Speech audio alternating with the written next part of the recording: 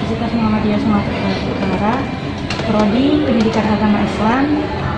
Maksud dan tujuan saya datang kemari itu untuk melakukan observasi bagian 2 tentang administrasi sekolahan. Adapun pertanyaan yang akan saya tanyakan itu pertama, apakah Bapak sebagai wakil kepala sekolah memiliki kelengkapan data administrasi yang sesuai dengan Papan Standar Nasional Pendidikan? Ya, mudah-mudahan kalau dalam hal ini kita itu memang berpedoman kepada 8 standar pendidikan, termasuk juga 8 standar kurikulum, itu kita laksanakan untuk proses pembelajaran di sekolah dan tertib administrasi di sekolah. Yang kedua itu Pak, bagaimana pengelolaan sekolah dalam hal administrasi sekolah seperti administrasi kurikulum, kesiswaan, kepegawaian, keuangan, sarana dan prasarana, apakah semuanya sudah lengkap Pak? Ya, mudah-mudahan sudah. Ini bisa kita buktikan nanti ya.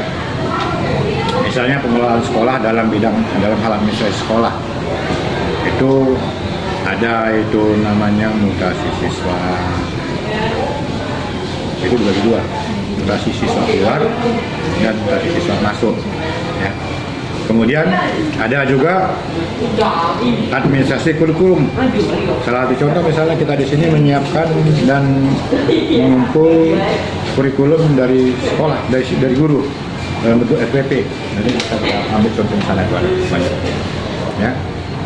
Termasuk di antaranya juga roster, kompetensi roster. Karena roster ini tidak lepas daripada 8 standar kurikulum. Kemudian kalau untuk kesiswaan, kita memang di sini, ada tuh PKS 3 bidang kesiswaan. Ya tentu dalam hal ini penerapan disiplin sekolah dan lain sebagainya itu memang itu dilaksanakan. Apalagi sekarang ini masa pandemi ya. Kemudian dalam bidang keuangan.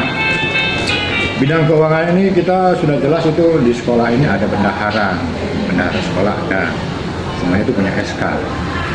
Kemudian bendahara bos ada. Kemudian dalam hal pelaksanaannya semuanya sudah sesuai dengan tugas pokoknya masing-masing tupoksi. Itu Pak, pertanyaan ketiga yaitu apakah dari data administrasi yang Bapak jelaskan tadi ada bukti fisik atau dokumentasinya Pak? Data fisik dan dokumentasi itu ada.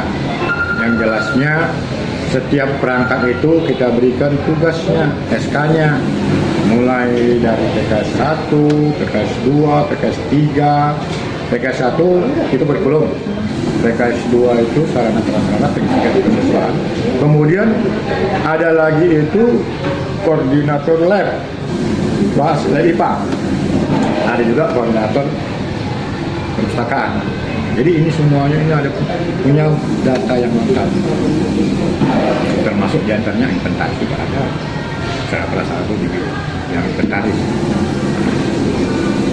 Pak, pertanyaan yang keempat, bagaimana dengan kelengkapan data administrasi pendidik dan tenaga pendidik di sekolah ini Pak? Apakah sudah lengkap?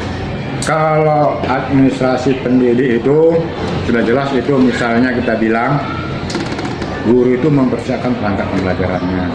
Kan termasuk data administrasi pendidik ya kan. Kemudian kelengkapan data lainnya, database guru ya, semuanya itu memang sudah terprogram dan terperinci di dalam tenaga pendidikan. Sementara di dalam tenaga pendidik itu seperti pegawai itu punya tugas masing-masing, ada SK-nya.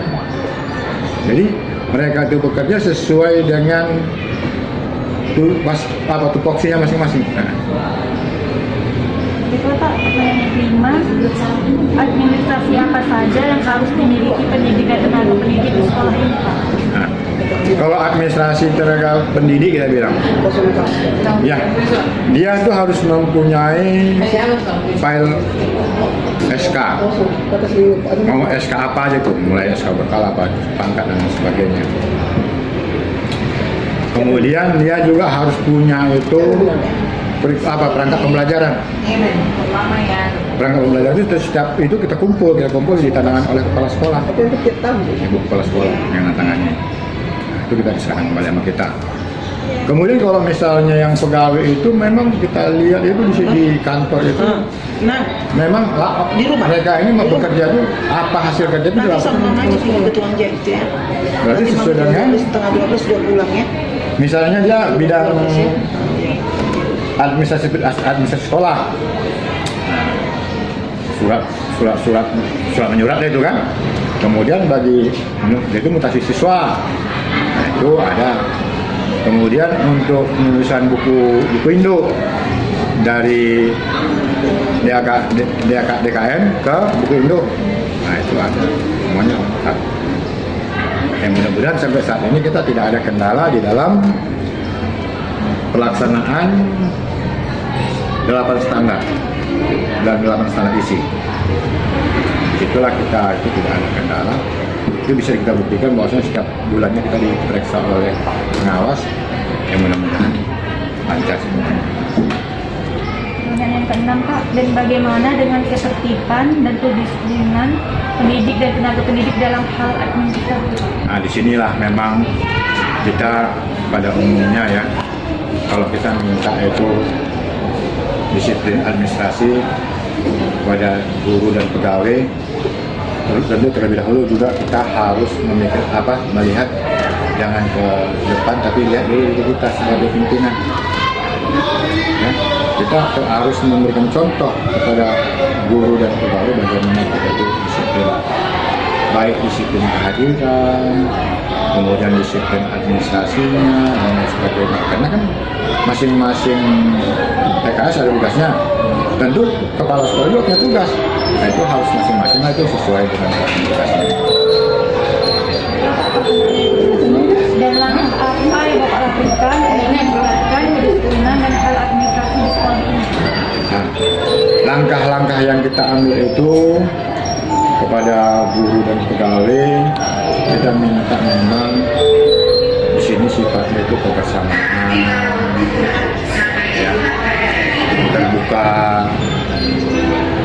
dan kerjasama untuk menciptakan pelajar-pelajar Pancasila.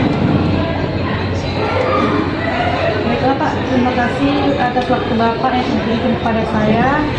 Saya mengucapkan banyak-banyak terima kasih kepada Bapak atas kerjasamanya dalam membantu saya menyelesaikan tugas ini.